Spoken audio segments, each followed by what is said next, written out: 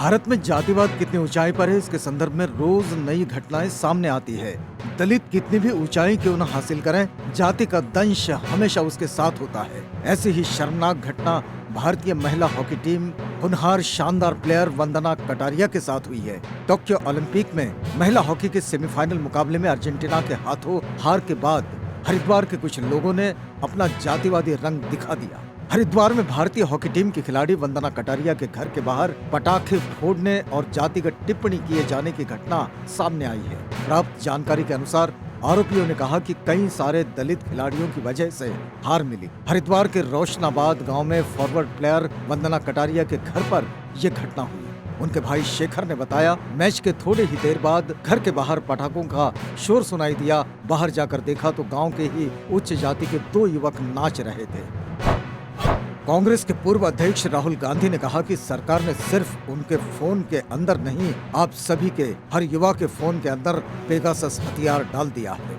Youth Congress का काम हिंदुस्तान के युवाओं की आवाज को मजबूत करने का है और उन्हें बहुत खुशी हो रही है कि ये काम युवा कांग्रेस के लोग कर रहे हैं। भारतीय युवा कांग्रेस ने देश में आसमान छूती महंगाई, बेलगाम बेरोजगारी, काले कृषि कानून एवं पेगासस जासूसी कांड के खिलाफ संसद घेराव किया। इस अवसर पर कांग्रेस के नेता राहुल गांधी ने संसद घेराव में युवाओं को संबोधित करते हुए कहा कि मोदी सरकार का लक्ष्य भारत के युवाओं की आवाज को दबाने का है। वे जानते हैं कि जिस दिन भारत के युवाओं ने सच बोलना शुरू कर दिया, उसी दिन सरकार खत्म हो जाएगी।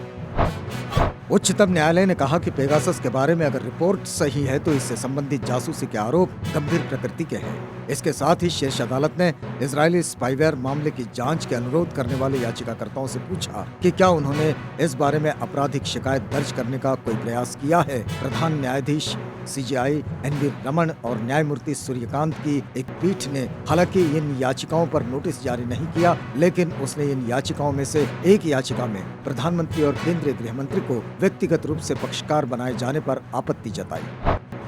बहुजन समाज पार्टी के उत्तर प्रदेश अध्यक्ष भीम राजभर ने कहा कि प्रदेश की जनता 2022 में प्रदेश में मायावती के नेतृत्व की सरकार देखना चाहती है। वे मऊ में आयोजित भाईचारा सम्मेलन में बात कर रहे थे। उन्होंने कहा कि विरोधियों के बहकावे में ना आए। दावा किया कि समाजवादी पार्टी का कोई जनाधार नहीं रहा है। जनता 2022 में प्रदेश में बहुजन समाज पार्टी की सरकार बनाने के लिए मन बना चुकी है। कहा कि बूथ सेक्टर की मजबूती से जरूर सत्ता में आएंगे। आज बहुजन समाज पार्टी का जनाधार सभी जाति धर्म में बढ़ता जा रहा है।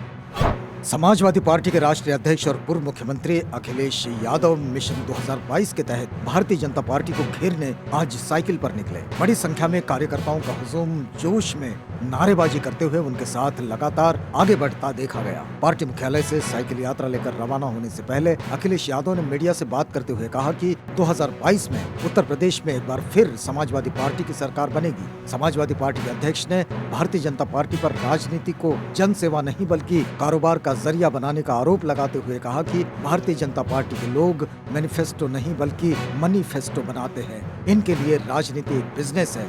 उन्होंने ये भी दावा किया कि समाजवादी पार्टी को विधानसभा चुनाव 2022 में 400 सीटें मिलेगी। इसका मतलब तो ये हुआ कि बीएसपी को वे कमजोर आंकते हैं।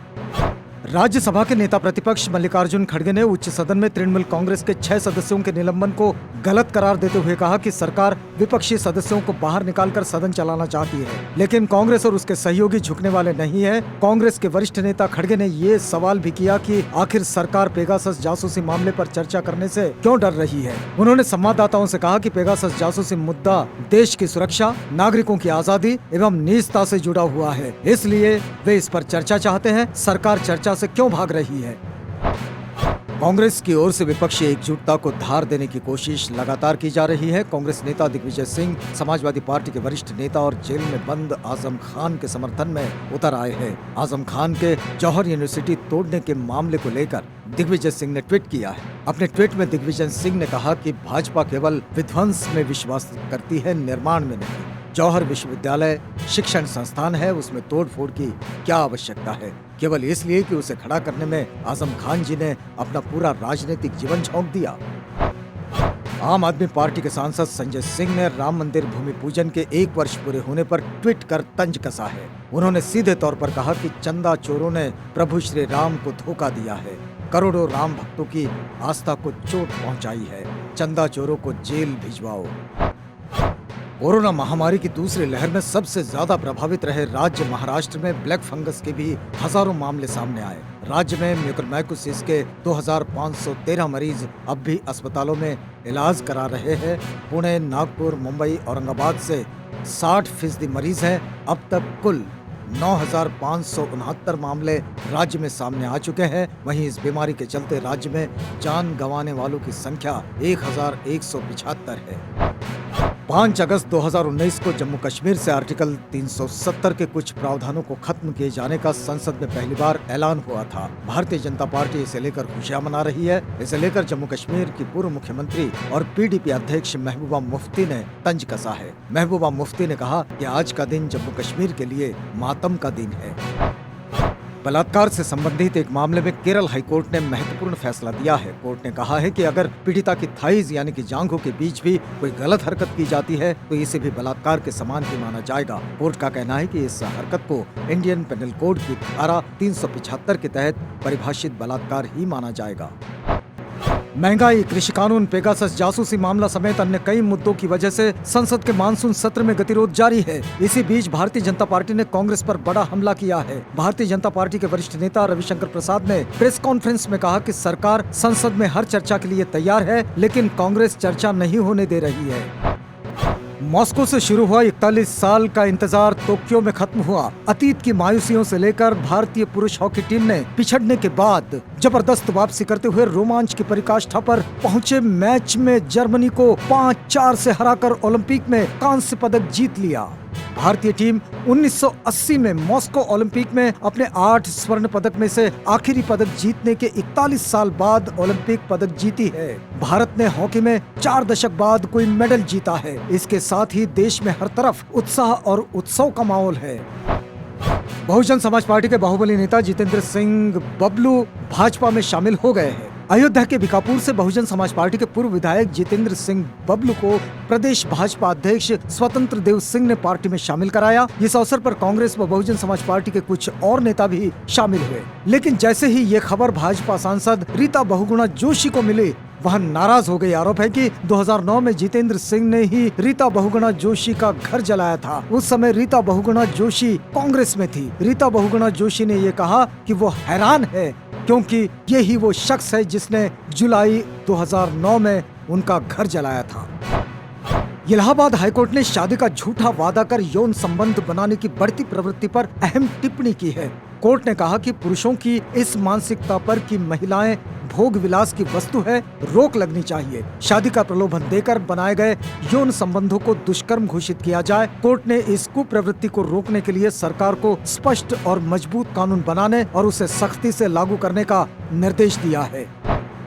केंद्रीय स्वास्थ्य एजेंसियों और हेल्थ सेक्टर से जुड़े विशेषज्ञों ने कोरोना की तीसरी लहर की आशंका जताई है। इसे देखते हुए केंद्र सरकार ने राज्यों को अलर्ट भेजा है। स्वास्थ्य एवं परिवार कल्याण मंत्रालय के सचिव राजेश भूषण ने एक पत्र लिखकर कोरोना की तीसरी लहर से बचने के लिए दिशा निर्देश दिए हैं। स्वास्थ्य मंत्रालय ने अगस्त और सितंबर में आने वाले त्योहारों पर भीड़ को कंट्रोल करने के निर्देश दिए हैं। साथ ही कहा कि अगर इन त्योहारों पर सामूहिक भीड़ जुटी तो ये कोरोना की तीसरी लहर के लिए सुपर स्प्रेडर साबित हो सकते हैं।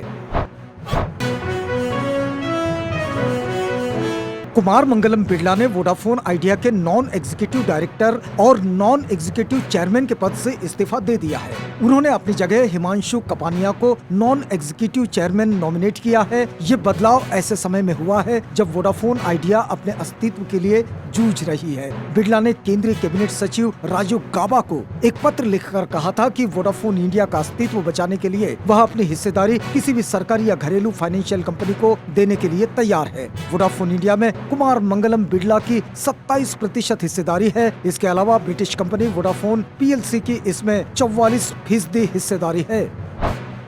दिग्गज ई कॉमर्स कंपनी फ्लिपकार्ट और उसके फाउंडर विन्नी बंसल और सचिन बंसल पर लगभग 10,000 करोड़ रुपए का जुर्माना लग सकता है, यानी कि 135 करोड़ डॉलर का। भारतीय फाइनेंशियल क्राइम एजेंसी प्रवर्तन निदेशालय ने विदेशी निवेश कानूनों के उल्लंघन को लेकर ई कॉमर्स कंपनी और दोनों फाउंडर्स को कारण बताओ नोटिस जारी किया है। ईडी ई कॉमर्स सेक्टर की दिग्गज कंपनी फ्लिपकार्ट और अमेजन की लंबे समय से जांच कर रही है। इन दोनों कंपनियों पर विदेशी निवेश के नियमों का उल्लंघन का आरोप है। पाकिस्तान के प्रधानमंत्री इमरान खान ने तमाम सलाह मशवरे के बाद पार्टी के विधायक अब्दुल कयूम नियाजी को पाकिस्तान के कब्जे वाले कश्मीर का नया प्रधानमंत्री मनोनीत किया। नियाजी ने हाल ही में अब्बासपुर पुंछ इलाके से चुनाव जीते हैं। खान की पाकिस्तान तहरीक इंसाफ पार्टी को 53 सदस्यीय सदन में 32 सीटें मिली है। खान की पार्टी पीओके में पहली बार सरकार बना रही है। भारत ने पीओके में हाल ही में हुए चुनावों को खारिज करते हुए कहा कि दिखावे का ये चुनाव और कुछ नहीं बल्कि पाकिस्तान द्वारा अपना अवैध कब्जा छुपाने का प्रयास है और वह भारत इस पर कड़ा विरोध दर्ज कराता है। संयुक्त राष्ट्र प्रमुख एंटोनियो गुतारेस ने कहा कि अफगानिस्तान में बढ़ते संघर्ष के कारण इस साल की शुरुआत से लेकर अब तक करीब 3,60,000 लोग विस्थापित होने के लिए मजबूर हुए हैं। उन्होंने लश्करगाह में लोगों की सुरक्षा पर गहरी चिंता जताई। जहां तालिबान के साथ लड़ाई के कारण हजारों लोग फंसे हो सकते हैं, अफगानिस्तान में संयुक्त राष्ट्र की सहायता अभियान UNAMA ने शहरी इलाकों में लड़ाई को तत्काल बंद करने का आह्वान करते हुए कहा कि आम नागरिक हिंसा का दंश झेल रहे हैं। भारतीय गोल्फर अदिति अशोक ने ओलंपिक खेलों में शानदार शुरुआत की। 666 का स्कोर हासिल करके दूसरे स्थान पर वो पहुंच गई है। 5 साल पहले रियो ओलंपिक में गोल्फ जगत का ध्यान अपनी तरफ खींचने वाली अदिति अशोक दूसरे स्थान पर है। कुश्ती के अखाड़े में रवि दहिया से गोल्ड मेडल की उम्मीद खत्म हो गई है। 57 किलोग्राम वेट कैटेगरी के फाइनल में रवि 2 बार के वर्ल्ड चैंपियन रूस के जाउर युगोयेव से हार गए हैं। हालांकि रवि सिल्वर मेडल लेकर ही भारत लौटेंगे। युगोयेव ने उन्हें 3 पॉइंट से मात दी। रवि ने कुश्ती के सेमीफाइनल में कजाकिस्तान के सनायो नुरिस्लाम को हराकर फाइनल में प्रवेश किया। रवि को ये जीत विक्ट्री बाय फॉल नियम से मिली थी, यानी उन्होंने नुरिस्लाम को मुकाबले से ही बाहर कर दिया था। टोक्यो ओलंपिक में आज महिला कुश्ती में भारत को बड़ा झटका लगा है। भारत की दिग्गज रेसलर और वर्ल्ड नंबर 1 विनेश फोगाट को 53 किलोग्राम वेट कैटेगरी के क्वार्टर फाइनल मैच में हार का सामना करना पड़ा। उन्हें बेलारूस की वेनेसा कालाजिंस्काया ने 9-3 से हराया। हालांकि उनके ब्रॉन्ज मेडल जीतने की उम्मीद अभी बाकी है। इसके लिए वेनेसा को फाइनल में पहुंचना होगा। भारतीय हॉकी टीम ने 41 साल बाद ओलंपिक में देश को ब्रॉन्ज मेडल दिलाया है। टीम इंडिया ने ब्रॉन्ज मेडल मैच में जर्मनी को 5-4 से हरा दिया। पूरे देश ही नहीं, दुनिया भर में भारतीय हॉकी टीम की चर्चा 1980 के बाद यानी 4 दशक बाद एक बार फिर हुई है। टीम की मेहनत तो मायने रखती ही है, लेकिन टीम को न केवल स्पॉन्सर करने बल्कि उसे खेल के मैदान, खेल के उपकरण से लेकर अभ्यास तक की सभी सुविधाएं मुहैया करवाने वाले राज्य ओडिशा का जिक्र भी आज सबकी जुबान पर है। टोक्यो ओलंपिक में महिला हॉकी के सेमीफाइनल मुकाबले में अर्जेंटीना के हाथों हार के बाद भारतीय हॉकी टीम की खिलाड़ी वंदना कटारिया के घर के बाहर पटाखे फोड़ने और जातिगत टिप्पणी किए जाने की घटना सामने आई है। प्राप्त जानकारी के अनुसार आरोपियों ने कहा कि कई सारे दलित खिलाड़ियों की वजह से ये हार मिली।